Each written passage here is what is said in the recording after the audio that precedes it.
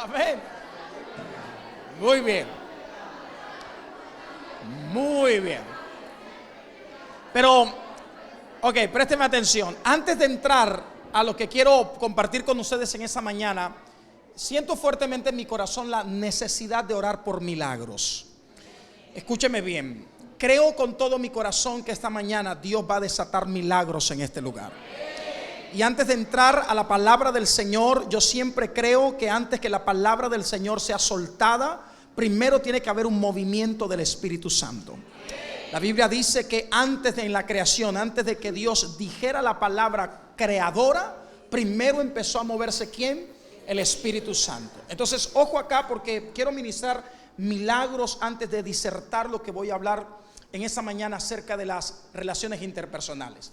La primera pregunta que quiero soltar en esta mañana es: ¿cuántos de los que están acá necesitan un milagro?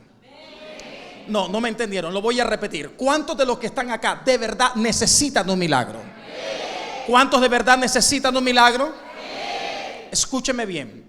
Los milagros no son para quien los necesita. Los milagros son para quien los cree. Lo voy a repetir una vez más. Los milagros no son para quien los necesita. Los milagros son para quien los cree. Porque tú puedes necesitar todo lo que tú quieras, pero si tú no lo crees, no va a llegar. Porque la Biblia dice que al que cree, todo le es posible. Dios no se mueve por tu necesidad, Dios se mueve por tu fe. Si hay fe, hay milagros esta mañana. ¿Cuántos dicen amén? Entonces diga conmigo: hoy viene mi milagro.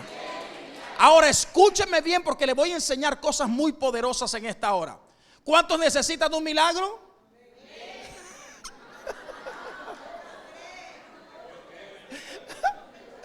Muy bien, está bien, lo necesita, pero hoy entiende que el milagro no va a venir porque lo necesita, sino porque lo...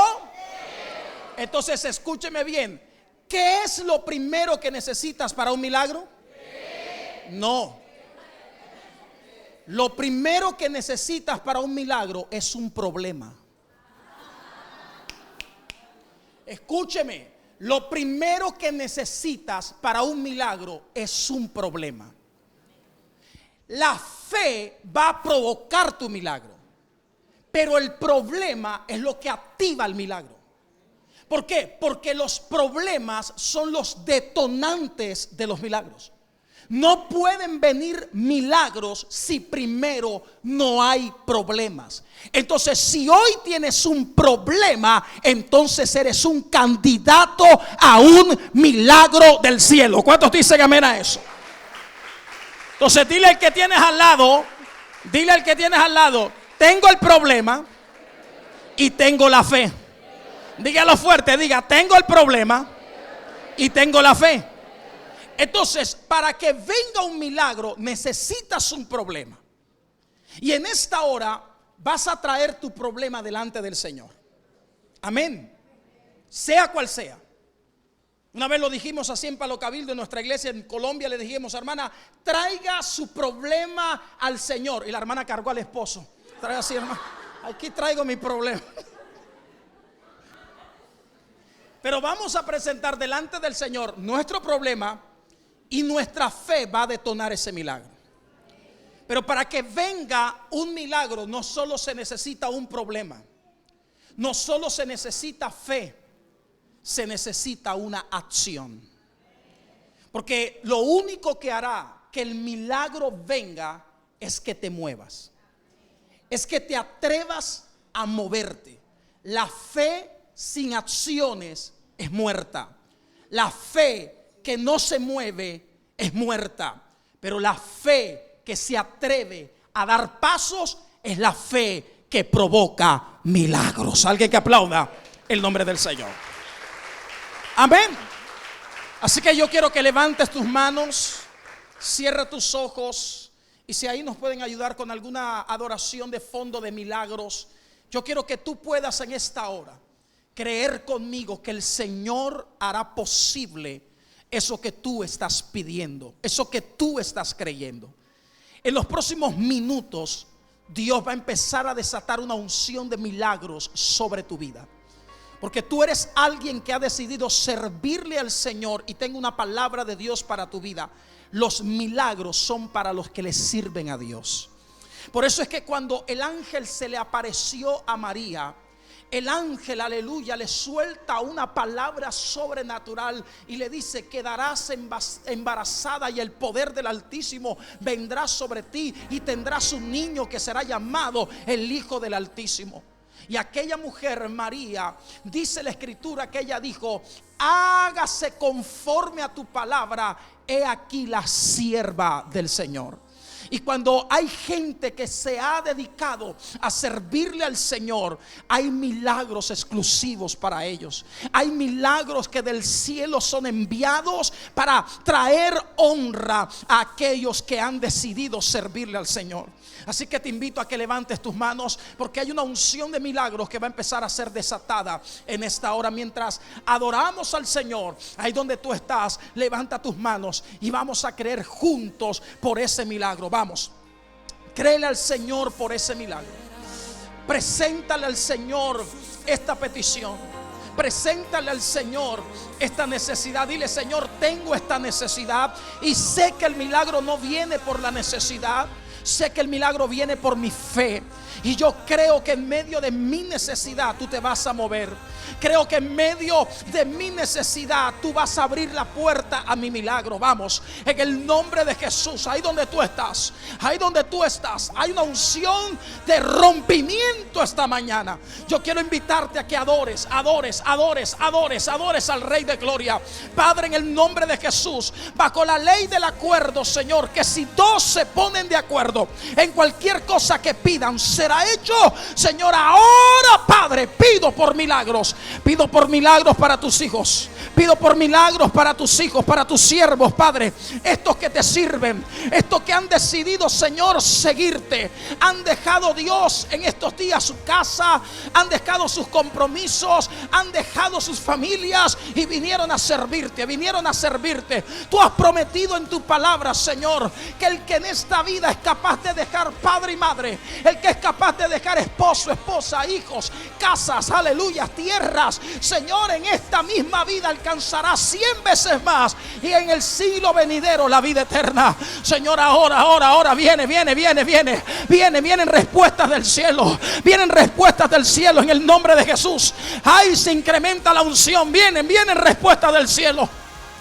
En el nombre de Jesús, levanta tu clamor al Rey de Gloria. Levanta tu clamor al Rey de Gloria. Espíritus de enfermedad son reprendidos y echados fuera. Espíritus de escasez son reprendidos y echados fuera. En el nombre de Jesús se va a desatar una gloria de Dios aquí. Se va a desatar una gloria de Dios aquí. Se va a desatar una gloria de Dios aquí. Shabrakia mande rebreshetaramakia y robrosendererekia taramasai. Padre, en el nombre de Jesús de Nazaret, ahora viene rompimiento, viene rompimiento, viene rompimiento, viene rompimiento. Padre, están los tres elementos del milagro. Señor, aquí hay gente que sabe que tiene un problema. Aquí hay gente que tiene una fe inquebrantable. Aquí hay gente que va a empezar a moverse. Aquí hay gente que va a empezar a accionar. Aquí hay gente que va a empezar a hacer lo que no podía hacer. Aquí hay gente que va a provocar ese milagro esta mañana. En el nombre de Jesús, en el nombre de Jesús, en el nombre de Jesús. Ahora vamos, levanta tus manos, iglesia, adora al Rey de Gloria. Levanta tu clamor al Señor en esta hora. Viene ese milagro. Viene ese milagro. Viene ese milagro. Recibe tu milagro, recibe tu milagro, recibe tu milagro. Ahí donde tú estás, tócala, Padre, más, tócala. Shabrababa shebrea. De servidores que estén pendientes, porque la unción empezó a fluir. Padre, en el nombre de Jesús, en el nombre de Jesús, en el nombre de Jesús. Ahora. Ven. Gloria de Dios. Gloria de Dios, gloria de Dios, gloria de Dios, gloria de Dios. Gloria de Dios. Señora, que hay gente necesitada de un milagro. Aquí hay gente necesitada de una intervención divina.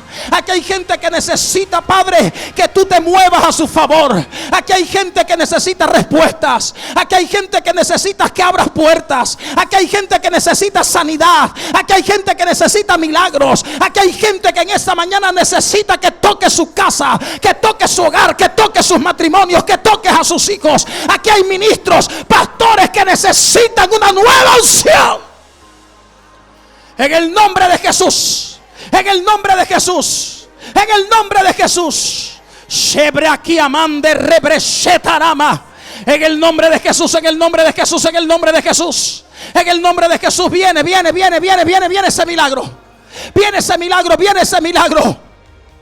Aquí hay gente que está dando. Aquí hay gente que está sirviendo. Aquí hay gente que todo el tiempo se está moviendo, pero necesitan ser ministrados, necesitan ser tocados, necesitan tener un encuentro con la gloria de Dios. Y Dios te trajo estos 2 días para encontrarse contigo. Dios te trajo estos 2 días para levantarte una vez más. Dios te trajo estos 2 días para recordarte que tú, aleluya, fuiste escogido por Él. Tú fuiste elegido por Él. Es que tú no lo buscaste a Él, Él te buscó primero a ti. Tú estás aquí porque Él te llamó. Tú estás aquí porque Él te escogió. Tú eres un elegido de Dios. Padre, en el nombre de Jesús, en el nombre de Jesús, tócalos. En el nombre de Jesús, fluye. Fluye, fluye, fluye, fluye, fluye, fluye. Fluye, fluye. Fluye. En el nombre de Jesús. En el nombre de Jesús, en el nombre de Jesús, en el nombre de Jesús, en el nombre de Jesús, en el nombre de Jesús, Padre. Ahora ven con poder, ven con poder, ven con poder sobre aquellos que necesitan, Padre. Padre, descansar en ti, gente cansada. Gente, Señor, que necesita con urgencia descansar en ti. Padre, en el nombre de Jesús, en el nombre de Jesús. En el nombre de Jesús. En el nombre de Jesús. Padre, gracias. Señor, llévate toda carga. Señor, cuánta gente cargada. Cuánta gente cansada. Son hijos que te aman. Son hijos que te sirven. Son hijos que se han esforzado, pero necesitan descanso para sus almas. Necesitan descanso para sus almas. Y tú eres el Dios que da descanso. Venid a mí los trabajados y cargados, que yo los haré descansar, dijo el Señor. Vengan a mí y hallaréis descanso para vuestras almas. Padre, en el nombre de Jesús, Señor, estos 2 días estarán cargados de la gloria. Estos 2 días, Señor, habrá gente en este lugar que no solo tendrá un encuentro sobrenatural contigo, sino que gente que volverá a nacer. Es gente que volverá a incrementar su relación contigo. Es gente, aleluya, aleluya, aleluya, que se van a levantar en medio de su desierto. Gente que se va a levantar en medio del dolor. Gente que se va a levantar en medio de las cenizas. Gente que se va a levantar en medio de la circunstancia, con la convicción de que tú estás con ellos. Padre, gracias. Prepara el ambiente para lo que va a ser desatado. Prepara el ambiente para que la palabra corra y sea glorificada. Prepara el ambiente, Padre. Ya nos hablaste, Señor, a través de la pastora Angélica. Señor, ahora háblanos una vez más. Úsame como instrumento de tu gloria. Permíteme ser una buena semilla, y que estos tus hijos sean buena tierra. Y que todo lo que hoy hagamos en este lugar sea para glorificar el nombre de Jesús. Padre, gracias, gracias, gracias, porque en esta mañana, Señor, hay milagros en este lugar. Lo creo con todo mi corazón, y el pueblo de Dios, como lo cree, también te ofrenda un aplauso a ti de honra y alabanza, Señor.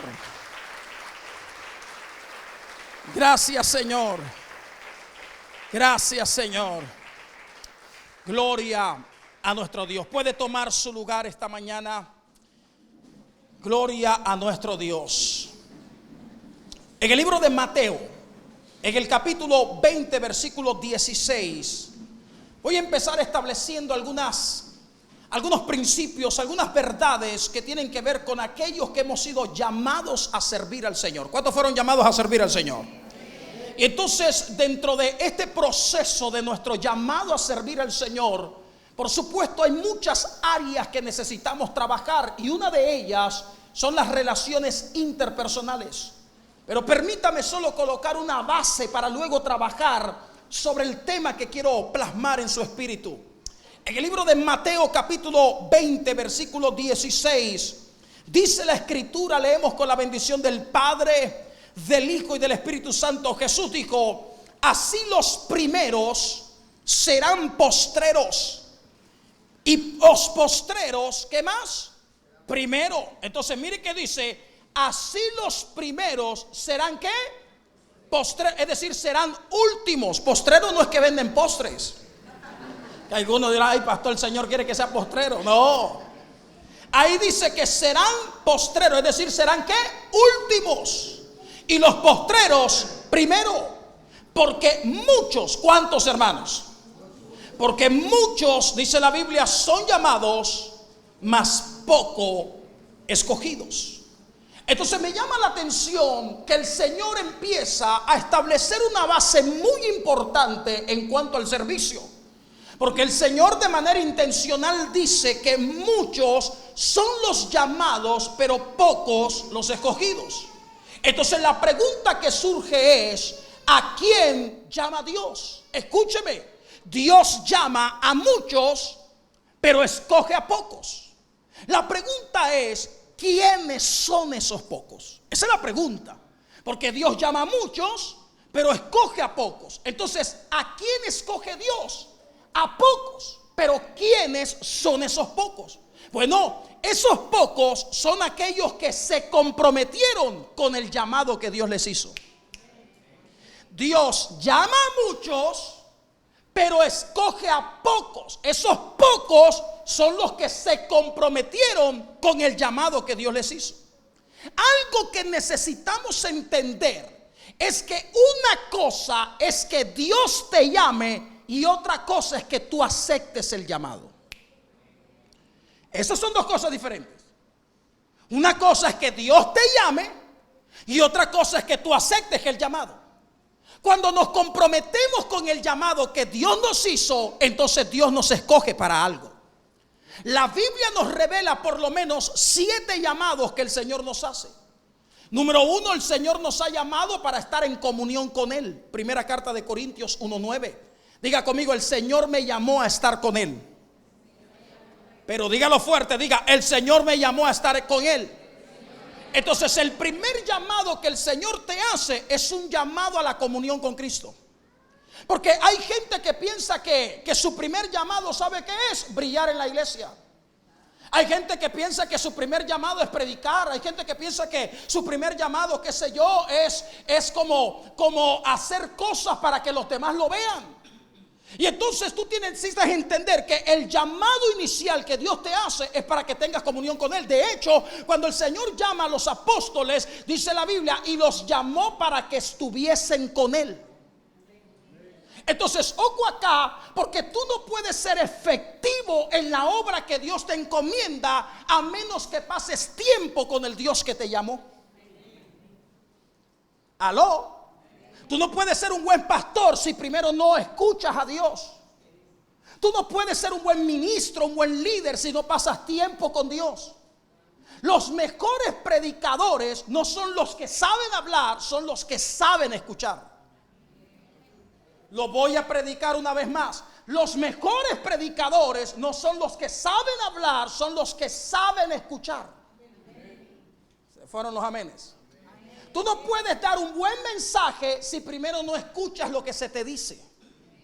Y para poder escuchar el mensaje correcto que viene de parte de Dios, necesitas pasar tiempo con Dios. Entonces el primer llamado que Dios te hace es el llamado a la comunión con Él. En primera carta de Corintios 1:9 dice que fuimos llamados a la comunión con Cristo. Número 2, el segundo llamado que el Señor te hace es un llamado para congregarte. Se fueron los amenes. ¿A qué te llama el Señor? Es que escúcheme bien, los primeros que tienen que estar en el templo son los que sirven. Los primeros que no pueden faltar a las reuniones son los que sirven. Los más comprometidos con las actividades de la iglesia son los que sirven. ¿Por qué? Porque uno de los llamados que Dios nos hace es congregarnos. Hebreos 10:25 claramente dice que congregarnos es una orden que el Señor nos da. Y dice el Salmo 122:1 que usted debe alegrarse con los que le dicen que a la casa de Jehová iremos. Entonces Dios te llama a congregarte. ¿Cuántos dicen amén a eso? Dile al que tienes al lado, debes congregarte. ¿Estamos bien hasta ahí? Los líderes se congregan. Los pastores se congregan. ¿Aló? ¿Están aquí o se me fueron? Y aunque la gente no quiera, usted y yo tenemos que congregarnos. Y los que somos pastores y estamos al frente de una obra, más tenemos que congregarnos. Porque es que a veces a uno le entra como la chiripiorca, hermano. Y entonces yo recuerdo que un día, hermano, ya no me quería congregar más en la iglesia. Después me acordé de que yo era el pastor y se me pasó. Entonces dile al que tienes al lado, Dios te llama a congregarte. Amén, hermanos. Y no puede tener excusas. Porque los servidores son los primeros que están comprometidos con todo lo que se hace en el templo. Por eso es que los servidores son los primeros en diezmar.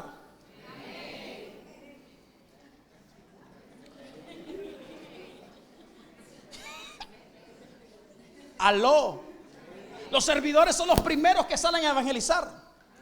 Los servidores son los primeros que interceden. Los servidores son los primeros que le dicen amén, pastor, a los proyectos del reino. El pastor no debería tener opositores en la mesa de servicio. El pastor debería tener gente que apoye sus iniciativas para que el reino se extienda. ¿Aló?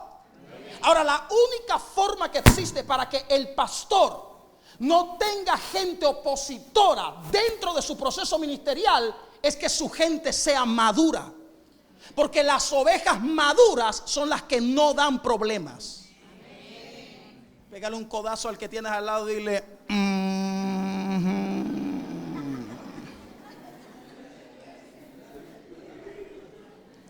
¿Estamos bien hasta ahí? ¿Cuántas ovejas maduras hay aquí? Muy bien. Entonces Dios nos llama a estar en comunión con el Señor. Número 2, Dios nos llama para congregarnos. Número 3, Dios nos llama para trabajar en su obra. ¿Cuántos dicen amén? En primera carta de Corintios 15:58 dice que nuestro trabajo en la obra del Señor debe ser constante.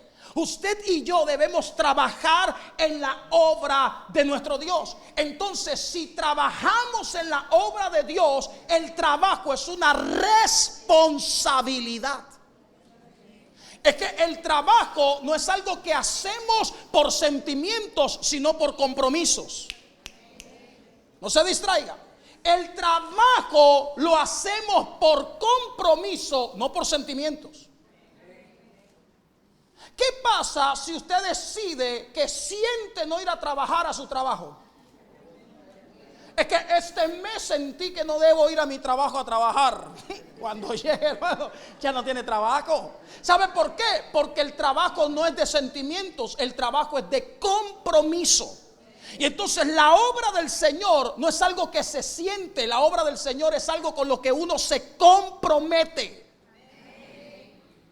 Y entonces gente comprometida es gente que no tiene excusas. ¿Estamos bien? La gente comprometida es gente que cumple su palabra. La gente comprometida es gente que se esfuerza. Ahorita la pastora hablaba un poquito del esfuerzo, pero permítame solo definírselo. Esfuerzo es ir más allá de las fuerzas. Entonces, una persona esforzada es una persona que va más allá de sus límites. Es una persona que va más allá de sus fuerzas. Entonces, si llueve, usted va al trabajo. Si hace frío, va al trabajo. Si hace calor, va al trabajo. Si la metrovía va llena, ahí se embute, pero tiene que llegar al trabajo. O pide un taxi, o se va a pie, o se levanta más temprano. Busca una bicicleta, un burro, lo que sea, pero llega al trabajo. Porque tiene que compromiso. De la misma manera, usted debe tener el compromiso con la obra del Señor. Si le toca llegar temprano, llega temprano. Así le toca venirse a pie, en burro, en avión o en bicicleta, porque su compromiso es con el Dios al que usted le sirve. Alguien que aplauda el nombre del Señor. Amén. Número 4, el cuarto llamado que el Señor nos ha hecho es que Dios nos llama a reprender las obras de las tinieblas. Efesios 5:11, el Señor nos llama a reprender las obras infructuosas de las tinieblas. Usted y yo tenemos que ser gente de guerra. Usted y yo tenemos que ser gente que ora. Usted y yo tenemos que ser gente que clama.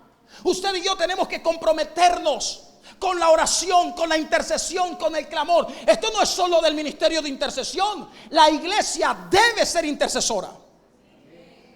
Aló. Porque hay gente que dice, sí, pero ahí están los hermanitos de intercesión. No, el Señor quiere que usted interceda.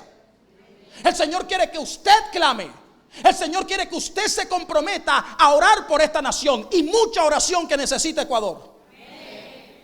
Amén, hermanos. Entonces, esto no de unos cuantos. El Señor te llama a reprender las obras de las tinieblas. ¿A qué te llama el Señor? Número 5, el Señor te llama a ser santo. Amén. Solo 2 amenes.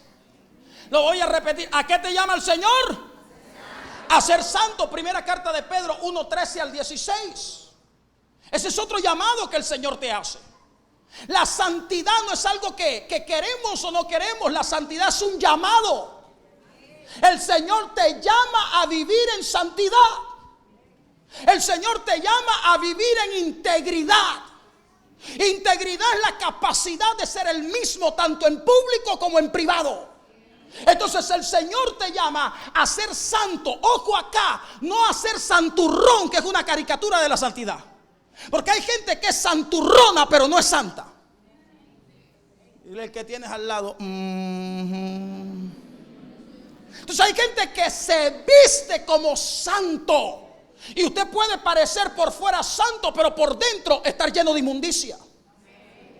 Porque el problema de la gente no es externo, el problema de la gente es interno. Por eso es que el proceso de transformación del Señor es de adentro hacia afuera. Perdóneme, pero esto no tiene que ver con ropa. Esto tiene que ver con el corazón.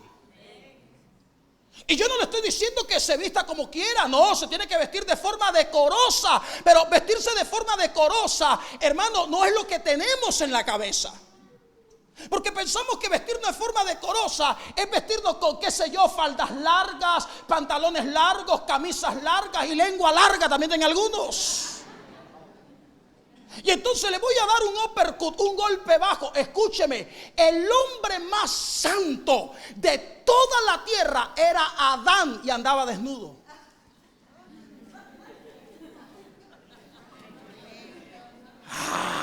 Es que se lo voy a volver a repetir. El hombre más santo de toda la tierra era Adán y andaba desnudo. Porque nunca se ha tratado de la ropa. Se trata del corazón. Ahora no estoy diciendo que andemos desnudos. Porque algunos, ay, el pastor ahora dijo que no, yo no he dicho eso.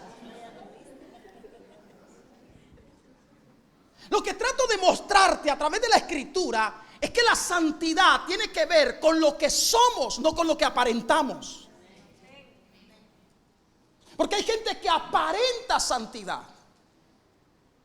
Y una persona santa es una persona que hace lo correcto aunque nadie lo vea. Eso es ser santo. La santidad se expresa en la manera como hablas, en la manera en la que piensas, en la manera en la que actúas, en la manera en cómo te comportas con el prójimo, con el próximo, con el que tienes al lado, en la manera en cómo ves. Entonces la santidad no se revela porque tienes 4 versículos de memoria en la cabeza. Porque hay gente que se sabe la Biblia del Génesis, Apocalipsis, pero son carnales. Hay pastores que usted supiera cómo el Señor me usa en profecía. ¿Sabe algo? La iglesia de Corinto era la iglesia que no le faltaba ningún don espiritual, pero era la iglesia más carnal del Nuevo Testamento. Y entonces hay gente con dones, con llamados, con unciones, con profecías, pero bien chuletas. Y el que tienes al lado, ¿conoce usted alguno así? Ay, yo conozco a muchos. Entonces la santidad tiene que ver con lo que tenemos en el corazón, no con lo que tenemos en la cabeza. La santidad es una demostración de mi interno, de mi yo interno. Entonces la santidad se expresa en la manera en cómo actúo, en la manera como trato a la persona que tengo al lado. Si soy hombre y tengo que tratar a una dama, entonces ¿cómo la voy a tratar? Con respeto. La voy a tratar, ¿sabe qué? Como si fuera mi hermana. La voy a tratar, ¿sabe qué? Con dignidad, como debo tratar a una sierva del Señor. Y entonces tenemos que tener cuidado, porque a veces en las iglesias se cruzan demasiado las líneas. Y hay demasiado irrespeto a veces dentro de los mismos hermanos de la iglesia. Aló. Y entonces hay hermanitos que quieren, ¿sabe qué? Agarrar a las hermanas y tocarlas de forma inapropiada. Es que mi hermanita es mi vida, Dios te bendiga. No, ¿cuál mi vida? Hay poder en la sangre de Cristo. Aló. Dígale el que tiene al lado, el barro se va a poner duro ahora. Amén, hermana. Es que cuando hay un hermano que llegue aquí con el apóstol, que tengo más confianza, y que venga, que hermanita, ¿cómo está? Dios le bendiga. Usted dice, huele a chuleta, huele a chuleta, huele a chuleta. Enseguida, hermano, detector de chuleta.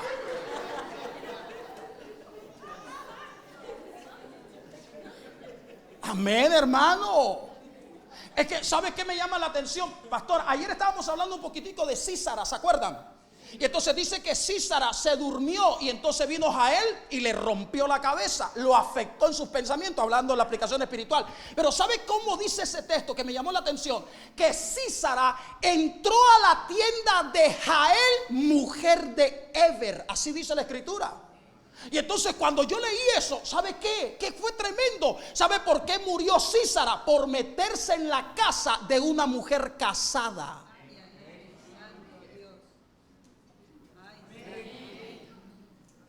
Pégale un codazo al que tienes al lado y le...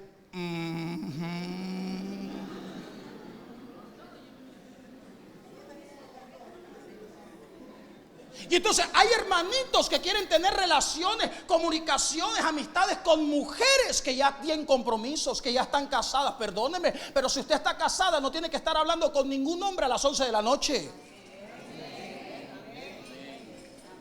Ni usted, hermanito, llamar a ninguna mujer a las 11 de la noche. Perdóneme. Es que hermanos, somos hermanos en la fe, hermanos en la fe.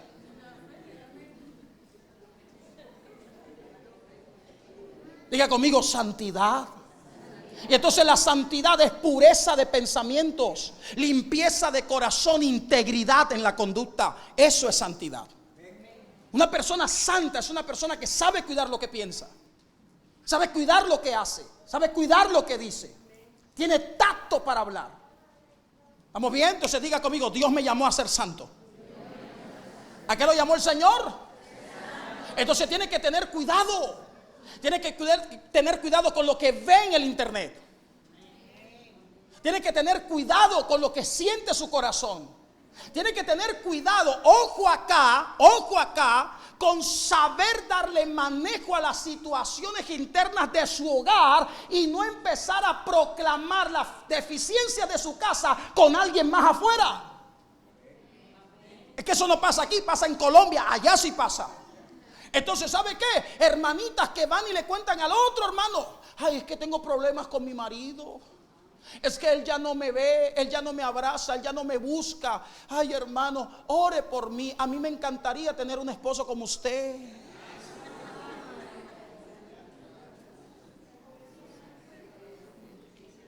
Es que, hermano, ¿sabe algo? Si tiene problemas en su casa, vaya donde sus autoridades, vaya donde su pastor, vaya donde su pastora, pida consejo.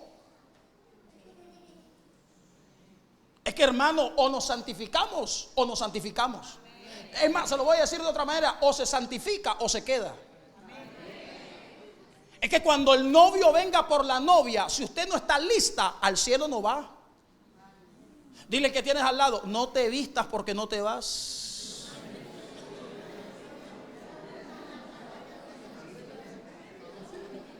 Es que voy a ir, escúcheme, pero necesito dejarle esto en el corazón. Ay, pastor, ¿sabe qué? Gloria a Dios, es que ya yo estoy en la iglesia de Cristo. Sí, pero el Señor no viene por la iglesia, viene por su novia. Y perdóneme, pero toda la iglesia no es la novia del Señor. La novia está dentro de la iglesia. Y yo espero en el nombre de Jesús que usted sea parte de la novia.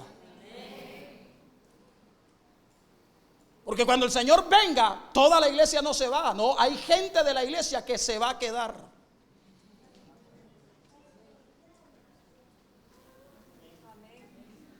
Están como calladitos ustedes.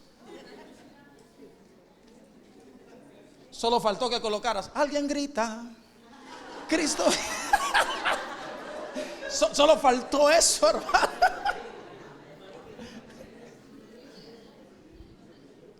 Muy bien, número 6. ¿A qué más te llamó el Señor? El Señor te ha llamado, ¿sabes qué? A predicar el evangelio. ¿Cuántos dicen amén?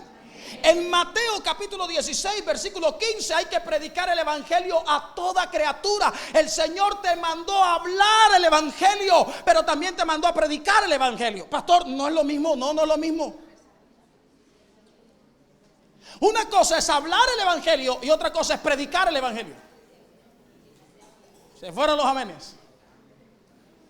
Escúchame, porque esto es muy importante. Mateo capítulo 4 versículo 17. ¿Sabe qué dice la Biblia? Desde entonces comenzó Jesús, ojo acá, a predicar el evangelio y a decir: arrepentíos, porque el reino de los cielos se ha acercado. Es decir, que antes de que él hablara, ya predicaba.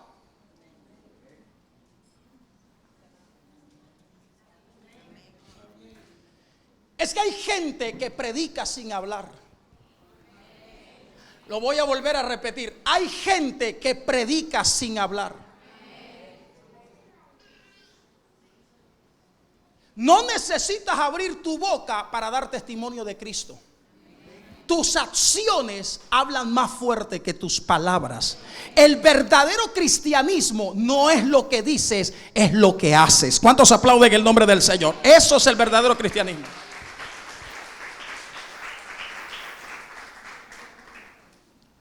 Y número 7, el séptimo llamado que el Señor nos hace, el Señor nos ha llamado a servirle. ¿Cuántos creen que el Señor nos ha llamado a servirle?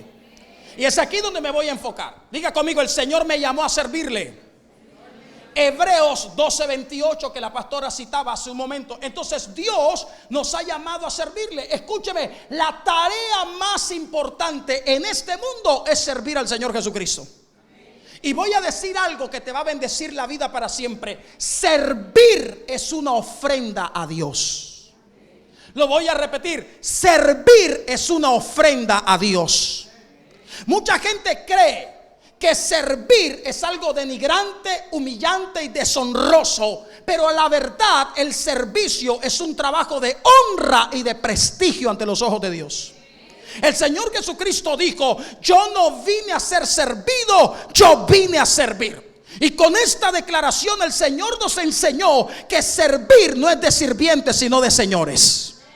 La mayor forma de gobernar en esta tierra es a través del servicio. Quien sirve se parece al Señor Jesucristo. Alguien que aplauda el nombre del Señor. Hay que servir. Entonces diga conmigo: Dios me llamó a servir.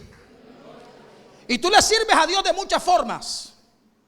Tú le sirves a Dios desarrollando una relación con Él. Porque tú no puedes servir a un Dios que no conoces. Tú le sirves a Dios orando y ayunando. La Biblia dice en el Evangelio de Lucas que había una mujer llamada Ana que servía en el templo con oraciones y ayunos. ¿Y de qué tremendo? Orando y ayunando se sirve al Señor. Usted le sirve a Dios ganando a otros para Cristo. ¿A cuánto le gusta ganar almas para el Señor? El que gana almas es sabio. Usted le sirve al Señor, ¿sabe qué? Siendo voluntario en la iglesia local. Diciendo: pastor, aquí estoy para servir. Dígame qué hay que hacer. ¿Dónde está el trapero y la escoba? ¿Aló? Es que aquí no es de protagonismos. Estaba contando el pastor Samuel en estos días que llegaron otras personas de otra ciudad aquí a la iglesia Oasis, y entonces empezaron a ir como a las reuniones de alabanza, y entonces ya empezaron a demandar, pero ¿cuándo nos va a colocar? Pero queremos dirigir ya, pero queremos hacerlo. Y entonces como no los colocaron, paticas, ¿para qué te tengo? ¿Sabes por qué? Porque la gente quiere protagonismo. La gente no quiere servir de corazón. Entonces usted tiene que servir a Dios. Pero el servicio a Dios se hace de corazón. Diga conmigo: voluntario. Usted tiene que decirle a su pastor: aquí estoy para servir. ¿Qué hay que hacer? Guíeme. No es como yo quiero, es como usted me indique. Y la recompensa vendrá del Señor. ¿Y cómo más le sirvo al Señor, pastor? Ayudando a los necesitados. Creo con todo mi corazón que hay que servir en la casa y hay que servir fuera de la casa. Amén. Ahora, solo para ir concretando algunas cosas que usted por supuesto ya conoce. Hace un tiempo atrás, creo que yo les enseñaba o les decía que una de las cosas que yo he aprendido en casi 30 años que llevo de servirle al Señor es que la iglesia fue llamada no para ser importante, sino para ser efectiva. Lo voy a repetir, señores líderes. La iglesia no fue llamada a ser importante, la iglesia fue llamada a ser efectiva.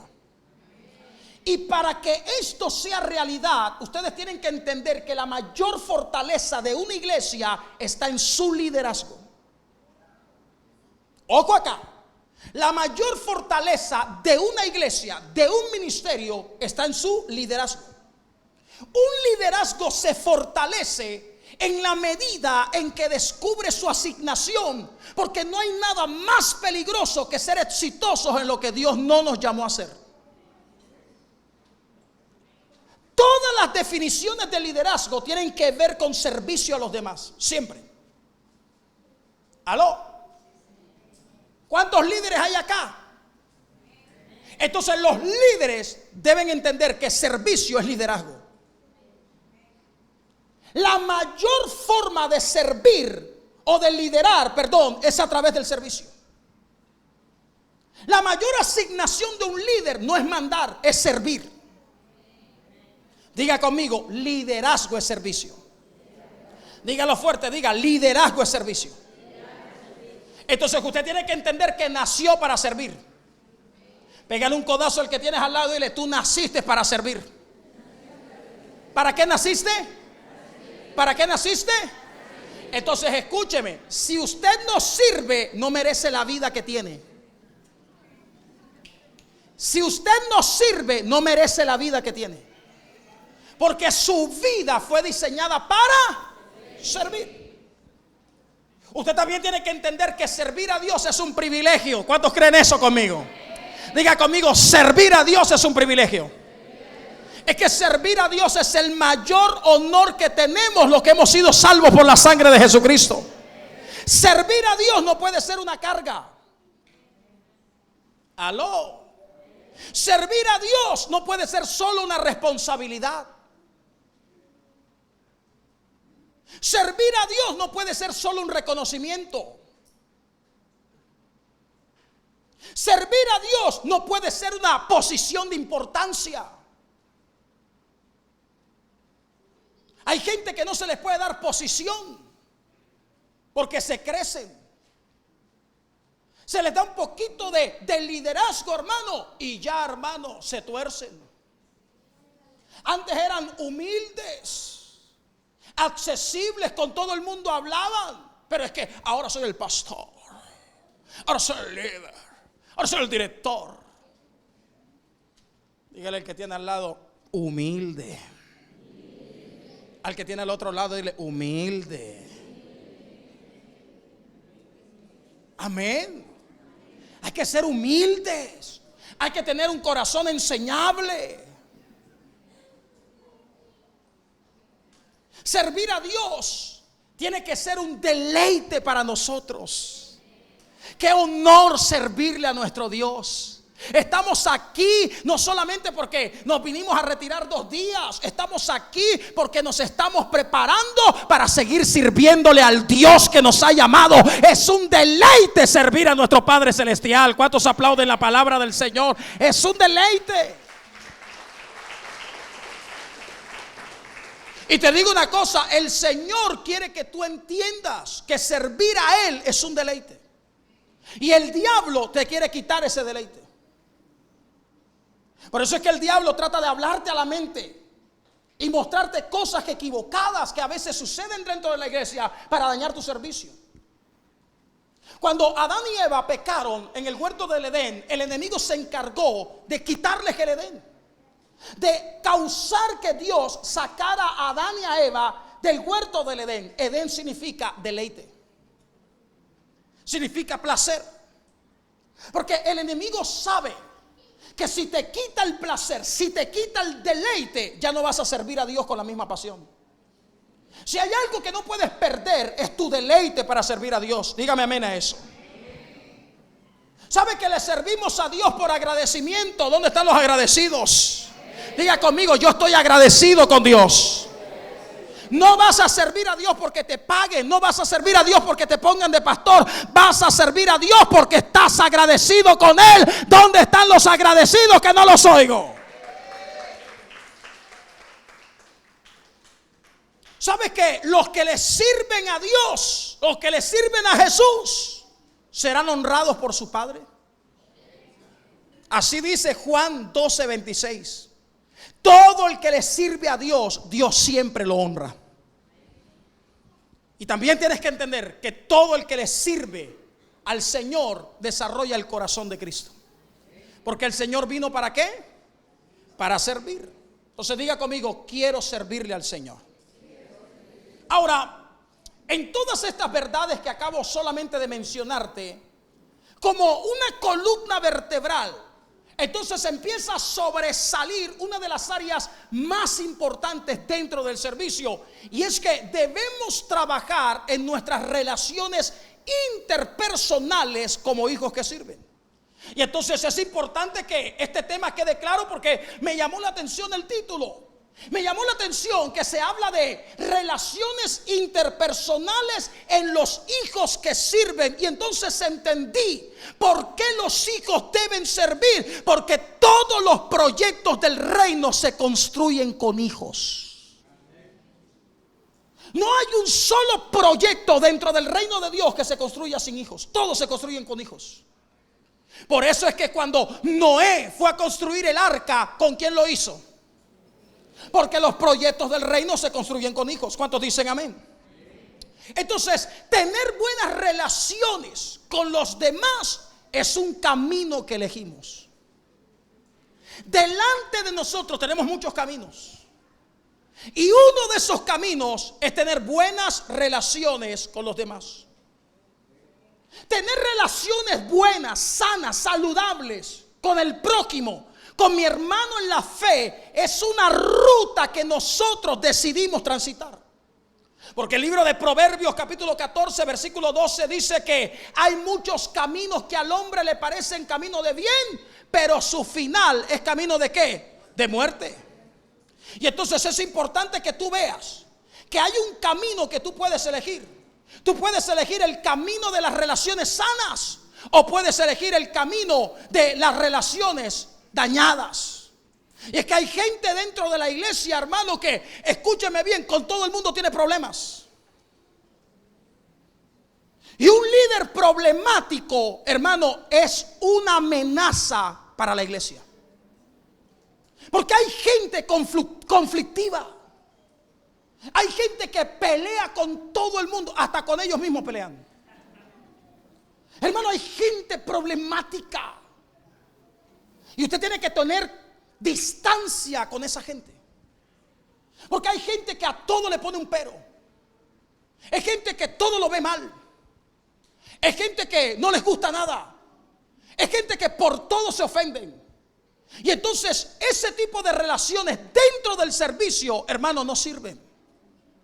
Y yo le sugiero que si usted como pastor conoce un líder que es demasiado conflictivo, es mejor que lo siente por la paz de la iglesia. Aló, hermanos. Porque aquí vamos a hablar al calzón quitado. Ahora no se quita el calzón, es un decir. Entonces diga conmigo, hay caminos. Y entonces usted debe tomar alguno de los caminos. O usted va por el camino de la paz. Mire que dice, seguid la paz. Entonces la paz es un camino. Y la santidad sin la cual nadie verá al Señor. O usted decide caminar o transitar por un camino que lo lleva, ¿sabe qué? A la división. Que lo lleva, ¿sabe qué? A ser una piedra de tropiezo para el avance del reino en la tierra. Y entonces hay un pasaje que me encontré en el libro o en la carta de Judas, capítulo 1, versículo 11. Váyase ahí. Judas 1:11. Y por favor, abróchese el cinturón de seguridad, que ahora vamos a entrar en turbulencia. ¿Lo tiene? Judas 1:11. Sí. Léalo conmigo. Mire que empieza con un qué, con un ay, es decir, empieza con un lamento, con una endecha. Y entonces ahora dice, ay de ellos, porque han seguido. ¿Qué siguieron? Entonces hay caminos que se siguen. Y entonces ellos siguieron el camino de Caín y se lanzaron por el lucro, el error de Balaam. Y también, ¿sabe qué? Perecieron en la contradicción de Coré.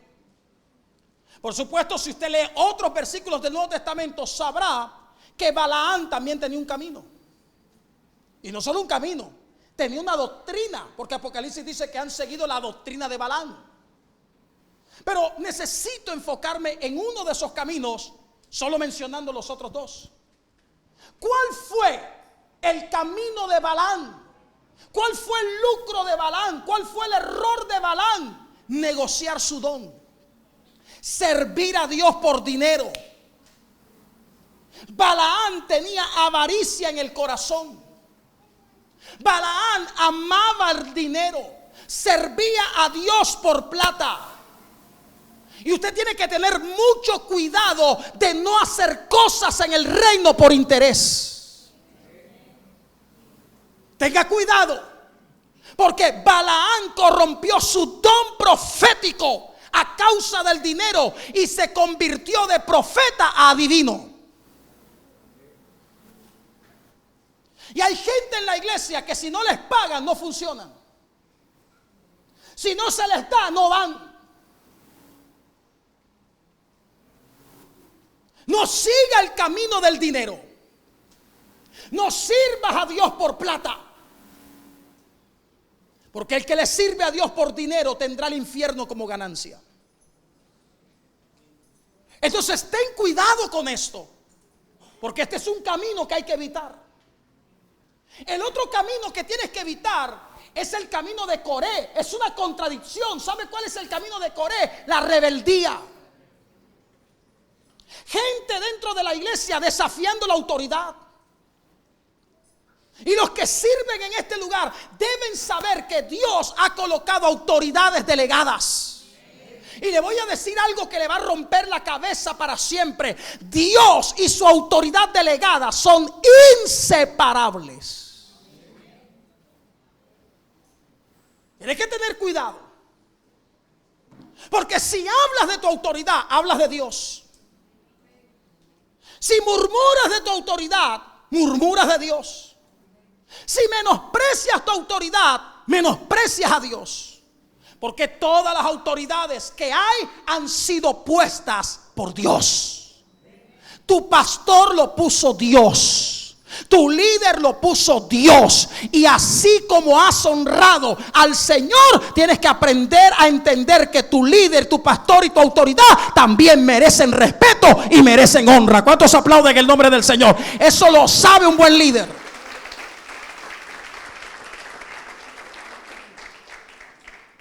Entonces, ¿sabe qué dice la Biblia?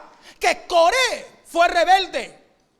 Y su rebeldía, ¿sabe a qué lo llevó? A que la tierra se abriera y se lo tragara vivo a él y a toda su casa.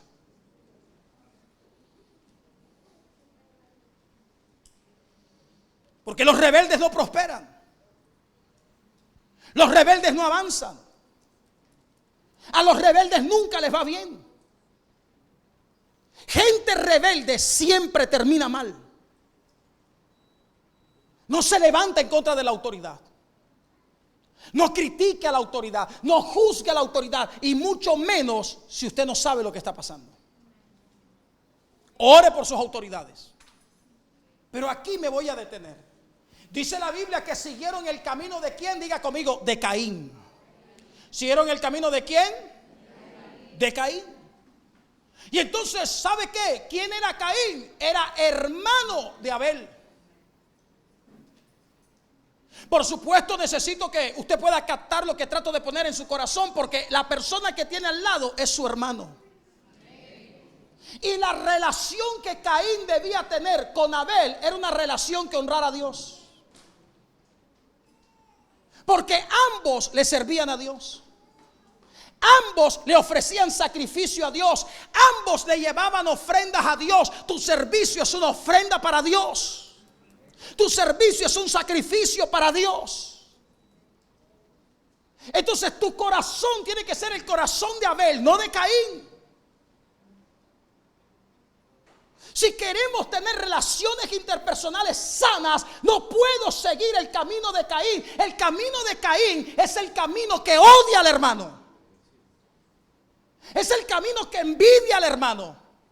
Es el camino que detesta que Dios le dé gracia al hermano. Y entonces dentro de la iglesia tenemos gente molesta porque Dios ha bendecido al otro. Dentro de la iglesia tenemos personas incómodas porque el otro avanzó, porque el otro prosperó. Y usted no puede servirle a Dios con un corazón de esa manera. No podemos ser efectivos en nuestra labor si nosotros tenemos el corazón de Caín. Dile al que tienes al lado, no tengas el corazón de Caín.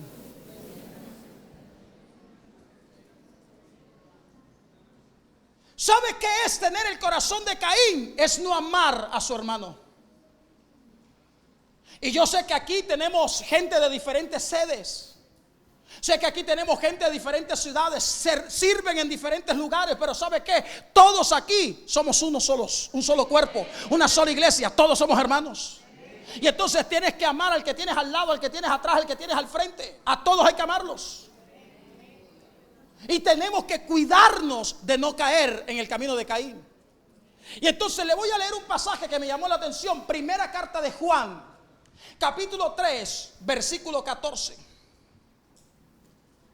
Primera carta de Juan, capítulo 3, versículo 14. Mire lo que dice la escritura. Es que este pasaje es impresionante. Cuando lo tenga me dice amén. Primera carta de Juan, capítulo 3, versículo 14. Dice la Biblia, nosotros sabemos que hemos pasado de muerte a vida en que amamos ¿a quién? Dígale al que tiene al lado, te amo, mi hermano. Es que es mejor que lo diga dígalo así sea por fe, pero dígale al que tiene al lado, te amo, mi hermano. Es que necesito que vayas entendiendo. Mira, si no amas al que tienes al lado, todavía estás muerto. Lo voy a responder una vez más. Ojo, lo voy a repetir. Si no amas al que tienes al lado, todavía estás muerto. Gente que no ama a su hermano no ha pasado de muerte a vida. Si hay algo que entorpece nuestras relaciones interpersonales, ¿sabe qué es? Es la falta de amor al prójimo. Es la falta de amor al que tengo al lado. Porque yo no puedo tener una buena relación con alguien a quien no amo. Y entonces hay gente que dice: ay, pastor, pero es que me cuesta con ese hermanito. No puedo, es que no me lo aguanto. Lo mastico, pero no me lo trago. Pues trágatelo. Porque si tú no logras amarlo, entonces todavía estás muerto. Y en el libro de Apocalipsis dice que hay gente que dice que vive, pero está muerta.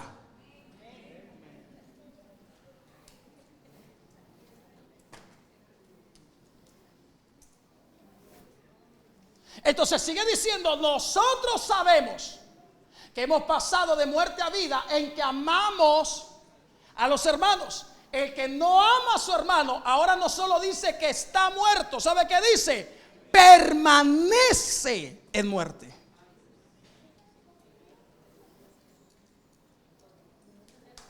Perdóneme, pero si usted no ama a su hermano, usted es un zombie. Usted es un zombie espiritual. Está muerto. Se mueve, anda, camina, pero está muerto. Entonces, si usted no ama a su hermano, usted permanece en muerte. Ahora, mire lo que sigue diciendo, versículo 15. Es que este es más fuerte todavía. Porque ahora el versículo siguiente, mire lo que dice. Este versículo es poderoso. Primera carta de Juan 3, ahora versículo 15. Padre, úsalo o házalo. Ah, ya, muy bien. Y entonces ahora dice: todo el que aborrece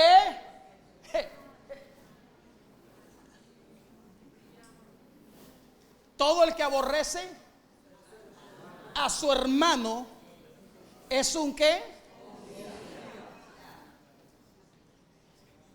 ¿Y cómo dice el versículo anterior? El que no ama.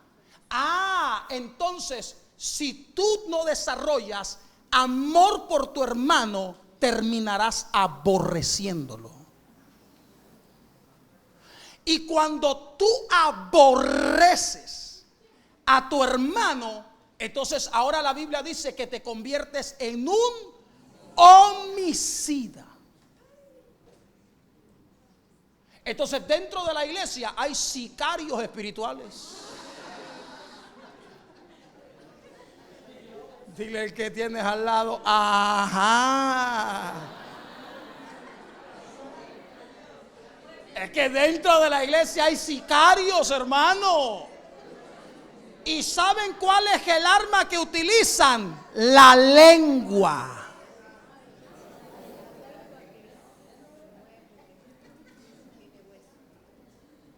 Es que si usted no ama, usted termina aborreciendo. Y si usted aborrece a su hermano, usted delante de Dios es un asesino. Es que suena muy fuerte esto. Pero ¿sabe qué me gusta de Dios? Que Dios no le pone como colorcito a las cosas. Dios es directo, claro y pelado. Por eso en el Antiguo Testamento la Biblia dice, por ejemplo, que si tú eres un rebelde, eres igual a un brujo. Así dice.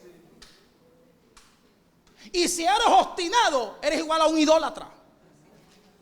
Así es Dios. Ahora Dios dice: tú no amas a tu hermano, entonces lo aborreces. Y si tú aborreces a tu hermano, tú eres un homicida.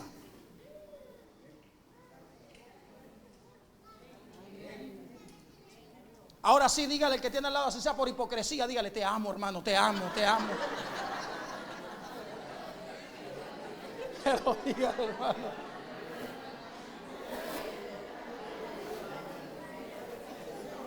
¿Aló? Y sigue diciendo la Biblia, léalo. ¿Qué más sigue diciendo la Biblia? Y sabéis que ningún homicida tiene vida eterna. Otra vez aparece permanente en él.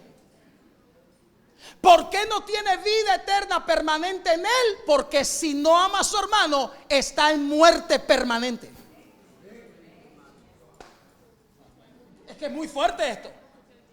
Entonces, ojo acá, porque voy concluyendo. ¿Cuál es el peligro de no tener relaciones interpersonales sanas con mi hermano? ¿Cuál es el peligro de no amar a la persona con la que le sirvo a Dios? La persona que está a mi lado, con la que me congrego, con la que le sirvo a Dios. ¿Cuál es el peligro? El peligro es que vas a perder tu salvación.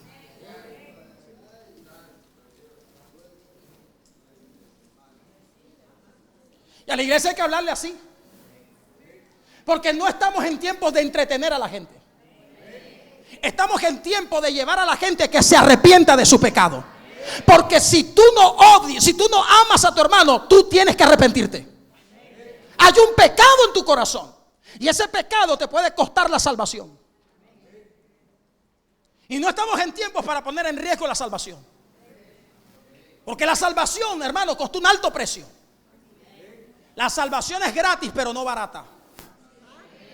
Lo voy a repetir, la salvación es gratis, pero no barata.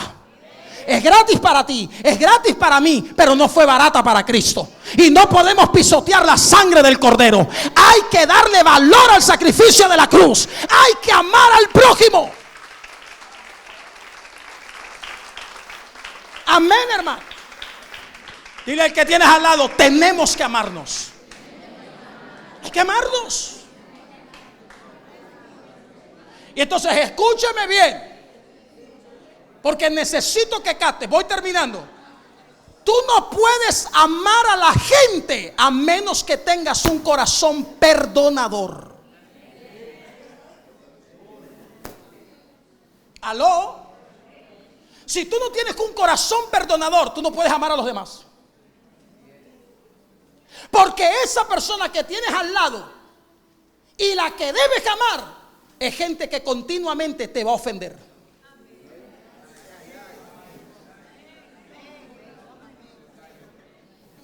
Es gente que de vez en cuando, hermano, se endemonian. Se les mete un chuki, hermano, y terribles. Pero a esa gente la tienes que amar. Y le tienes que tener paciencia. Y el que tienes al lado,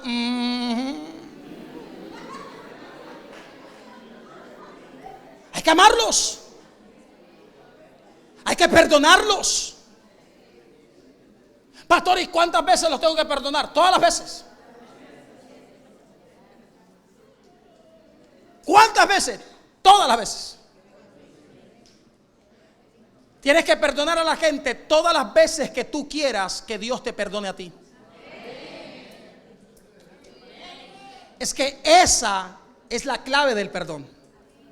Porque la gente piensa que hay que perdonar al prójimo 70 veces 7. Eso son 490 veces. Y hay gente pero tan conchuda, hermano, que nos ofende más de eso.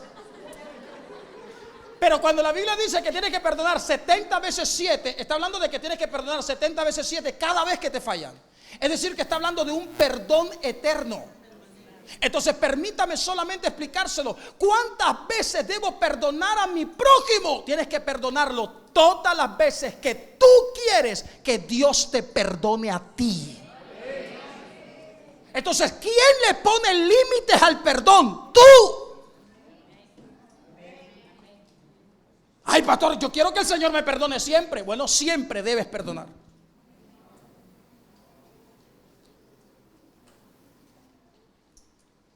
No puedes amar si no tienes un corazón perdonador. Que es el problema que la gente no quiere entender. No solo dentro de la iglesia, aún dentro del matrimonio. No se puede tener un matrimonio si no hay corazón perdonador. ¿Aló? Y este es un mensaje todavía para los solteros, tienen esperanza. Pastor Ismael, yo estoy soltero, deme un consejo, no se case.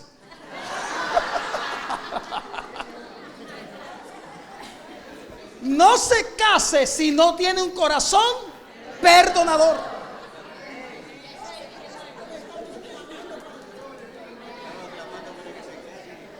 Tiene que perdonar.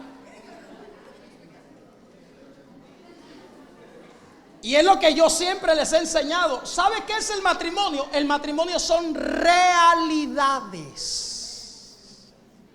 ¿El matrimonio son qué? Realidades. Porque en el noviazgo, hermano, el noviazgo es espectacular.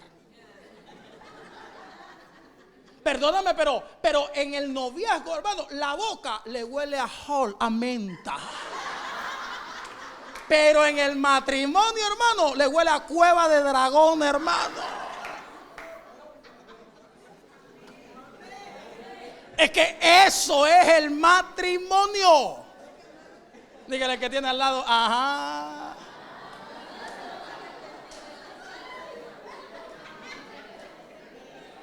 Es que perdóname, pero ¿sabes qué? En el noviazgo, hermano, ella se arregla, el pelo se lo peina, se lo plancha, se lo estira. ¿Sabe qué? En el noviazgo parece una Barbie, en el matrimonio es Anabel, hermano, una cosa diabólica, hermano. Ay, para que no se me duerma, hermano.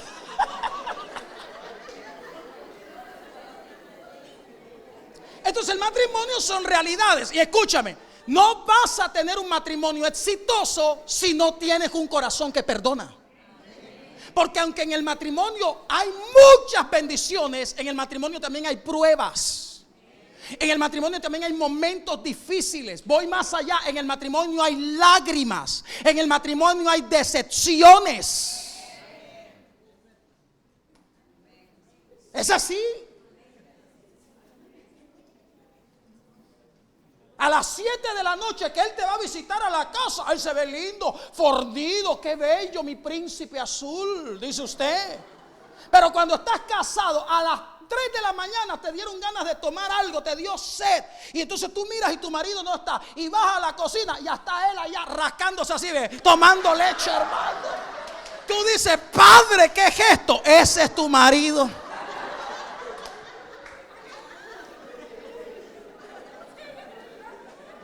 Dígale al que tiene al lado, realidades. Es que son realidades.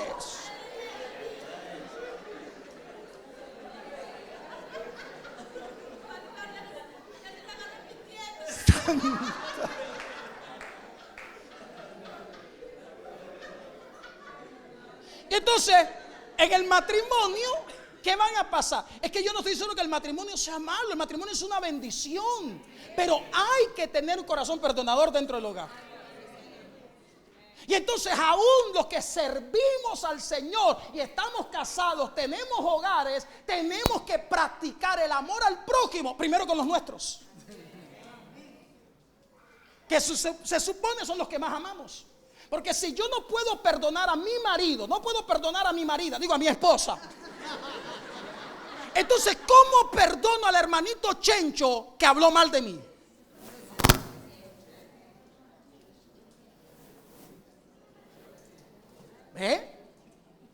Las vidas son realidades. Y cuando usted se casa, usted transiciona. ¿A qué transiciona? A la realidad. Es lo que yo siempre enseñé, creo que lo dije en la boda de Sammy cuando tuve el honor de poder compartir una palabra allí. Entonces la gente se prepara para la noche de bodas, pero no se prepara para el matrimonio. Y la noche de bodas es la noche de bodas. El matrimonio es para toda la vida. ¿Ves? Ahí está, hermano. Dijo amén y es soltera, ¿vio?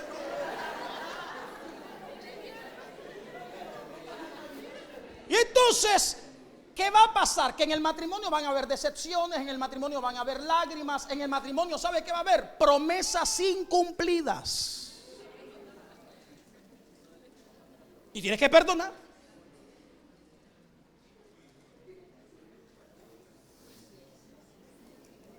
Van a haber decepciones. Te va a prometer que va a adelgazar. Mentira. No va a adelgazar.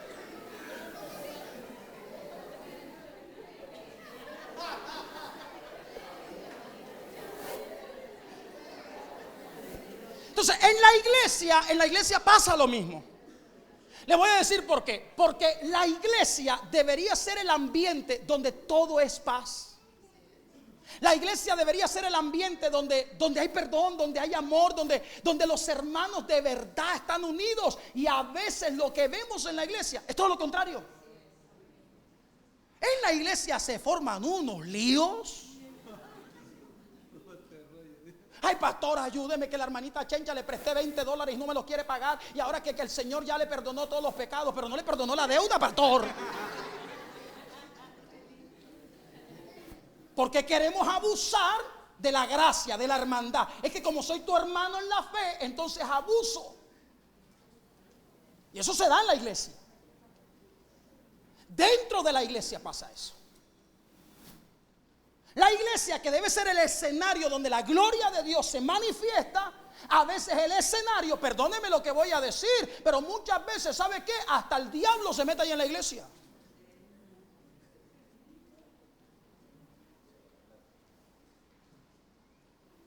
Todos deberíamos tener, hermano, en la iglesia gente leal. No, pero a veces te tomas fotos con Judas.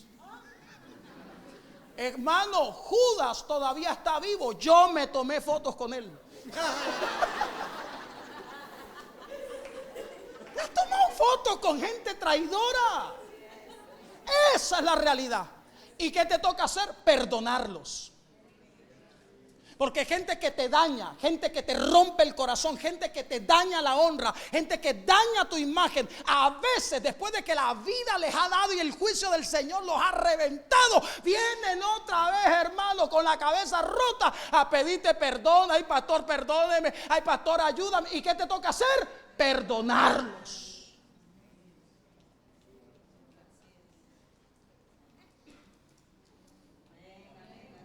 Porque esas relaciones interpersonales deberíamos nunca dañarlas. Y los hijos que le sirven a Dios deben tener un corazón sano. No podemos seguir el camino ¿de quién? De Caín. Y créame que en más de muchas ocasiones uno quisiera tomar ese camino. No sabemos si fue con una piedra, no sabemos si fue con una quijada de burro que Caín mató a Abel, pero uno quisiera a veces matarlo, hermano, a punto de cocorrones a la gente. Pero nos toca seguir el camino de Cristo. Y el camino de Cristo, voy a concluir acá, si podemos colocar algo de fondo, hijo. ¿Sabe cuál es el camino de Cristo? El camino del perdón. Y entonces, leyendo las escrituras, hermano, leí algo que me rompió el corazón en cuanto a la confrontación que el Señor me hizo. Porque sabe que siempre decimos, el Señor en la cruz dijo, Padre, perdónalos porque no saben lo que hacen. Pero necesito que capte bien, ¿sabe dónde estaba? En la cruz. Y entonces gente que no está crucificada no puede perdonar. Pero voy más allá. Porque ¿sabe qué? Que esto es impresionante. Cuando el Señor está en la cruz, ¿sabe qué tiene el Señor? Tiene sus manos traspasadas. Tiene sus pies traspasados. Tiene su costado traspasado. ¿Sabe cuándo Jesús dijo, Padre, perdónalos? En el momento de mayor dolor para él. Porque el verdadero perdón duele.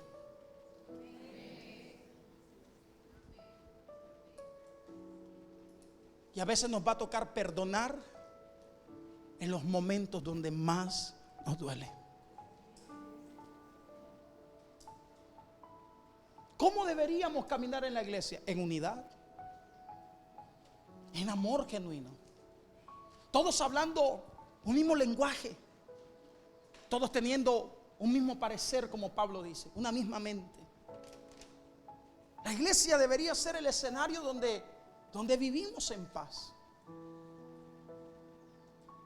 Debería ser el lugar donde Los hermanos se reúnen para abrazarse, para amarse, para compartir, para reír con el que ríe y para llorar con el que llora.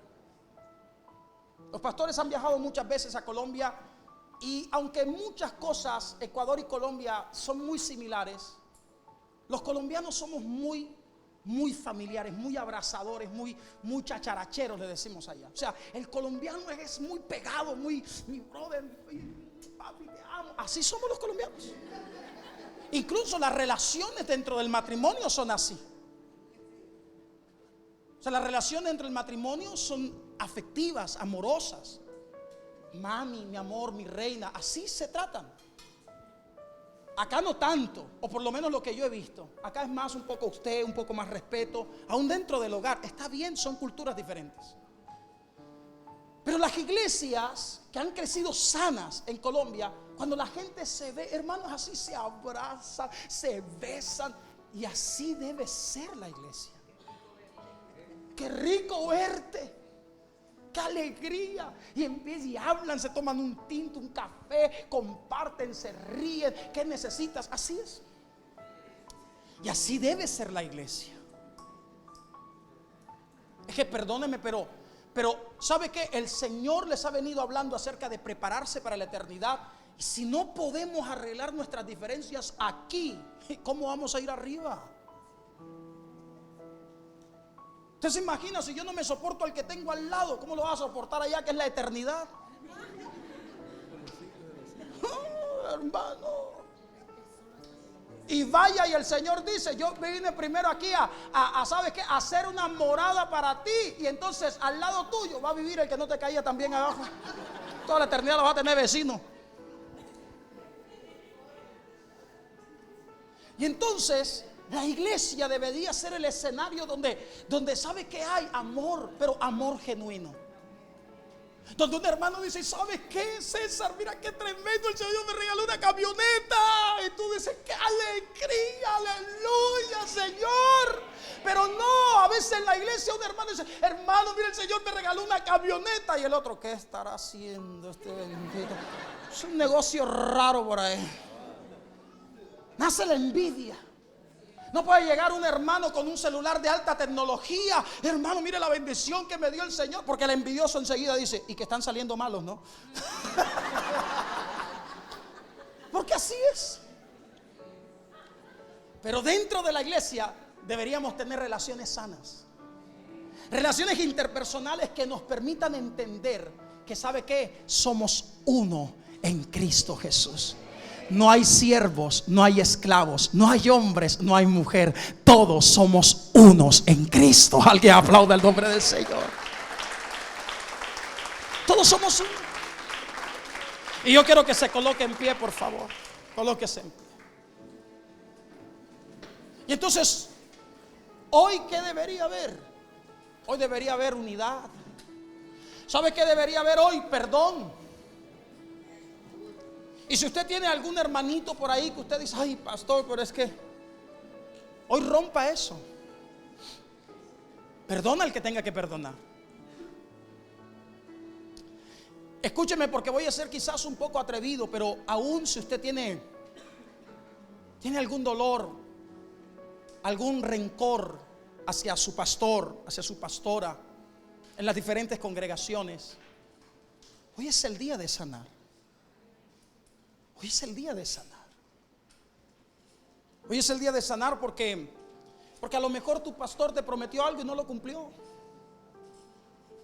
Porque a lo mejor tu pastor te dijo que te iba a llamar y no te llamó. Porque te prometió que te iba a visitar y no alcanzó.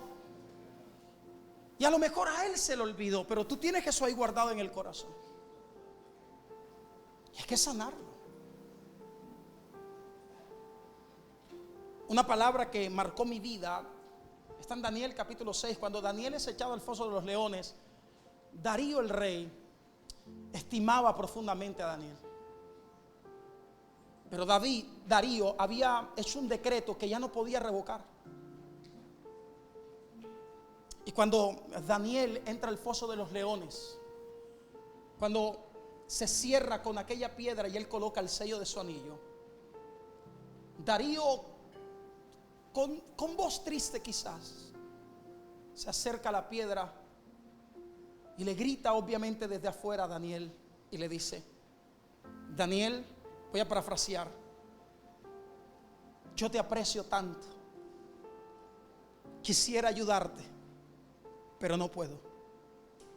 Pero Darío dice: Daniel, el Dios tuyo, al que tú continuamente sirves, Él te libre de la boca de los leones.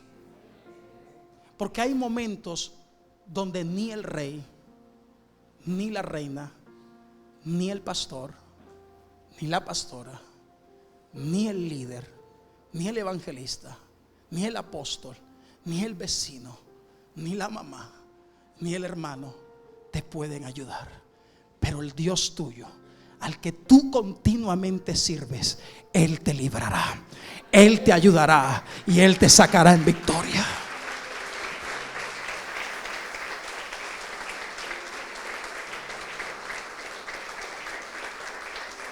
Entonces, si alguien te falló, perdona. Perdona, porque si no te ayudó el pastor, te ayudó Dios. Si no te ayudó el evangelista, el apóstol, te ayudó Dios. Es Dios. Perdóname, pastora, no sé si voy a ser imprudente, pero y si no, me llama la atención, apóstol, después. Pero el día de ayer, a uno de los pastores de la comunidad, no sé si todos saben, pero su vida estuvo en riesgo. Lo alcanzaron a secuestrar. ¿Y sabe quién lo ayudó? El Señor. Él mandó a sus ángeles a cerrar la boca de los leones.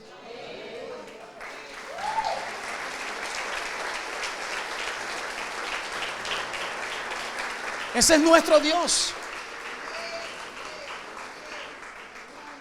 Ahí no estuvo el pastor invitado, ahí no estuvo el profeta Ismael para ayudarlo, ni estuvo el apóstol Fernando, ni estuvo la pastora Angélica, pero sí estuvo el Señor. Entonces vamos a tener una iglesia sana en sus relaciones cuando nuestra mirada esté puesta en el Señor y no en el que tengo al lado. Vivamos en paz. Pastor, y si me falla, perdónalo. Y si se equivoca, perdónalo, restáuralo. Pásale esta y pásale todas, porque el Señor te las pasa todas. ¿Sabe cómo dice Pablo en Romanos? Que el Señor pasó por alto tus pecados pasados. Si el Señor pasó por alto tus pecados, tú no puedes pasarle por alto una falta a tu hermano. Y si empiezan a suceder algunas cosas que se salen del orden, ve donde la autoridad. Y entonces ellos, bajo la guianza del Espíritu Santo, tomarán la decisión que deben tomar. Pero vamos a hacer una iglesia sana. Una iglesia que tiene relaciones interpersonales sanas. Amén. Padre, he predicado tu palabra. Ha sido un tiempo maravilloso. Gracias por enseñarnos a los que te servimos. Empecé hablando acerca del servicio, porque todos en este lugar debemos ser conscientes que servimos a ti. Pero en medio de esas áreas del servicio debemos entender que la columna vertebral son las relaciones interpersonales. No puedo servir a Dios de manera correcta si no estoy sano en mis relaciones. Que esta palabra, Señor, haya penetrado lo profundo del corazón. Señor, no queremos estar en muerte. Señor, no queremos ser homicidas. Queremos estar en vida. Queremos pasar de muerte a vida. Y la única manera para hacerlo es amando a los hermanos. Ayúdanos a amarnos. Ayúdanos a perdonarnos. Ayúdanos a no seguir el camino de Caín. Ayúdanos a seguir el camino de Cristo, que aún en el momento de mayor dolor, Él decidió perdonar. A partir de este día, sanamos nuestras relaciones y caminamos con relaciones sanas. En el nombre de Jesús, amén y amén. Denle un fuerte aplauso al Señor.